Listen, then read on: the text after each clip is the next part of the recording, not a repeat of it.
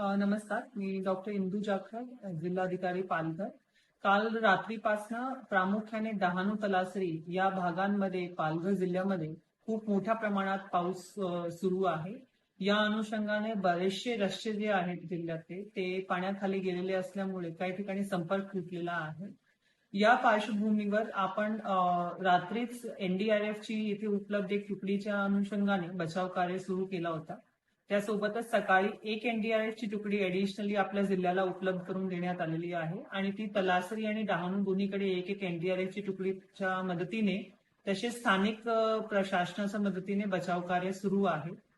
आपले जे दोन धरण आहेत डहाणू तलासरीमध्ये कुर्जे आणि धामणी दोन्ही धरणामध्ये मोठ्या प्रमाणात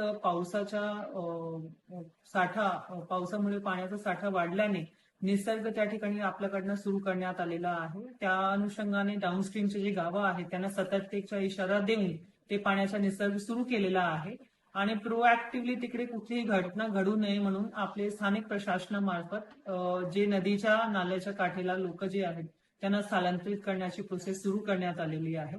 या सर्व पार्श्वभूमीवर मी आपल्याला आवाहन करू इच्छिते की नदी, नाले तसेच धरणाच्या विसर्गाच्या क्षेत्रात किंवा पाण्याचा प्रवाहाच्या जवळ जाण्याचे टाळावे. सोबतच अनावश्यक प्रवास जो आहे ते कुठेही करू नये. पर्टिक्युलरली बंद केलेले रस्ते आणि पूल यांच्यावरून प्रवास करू नये.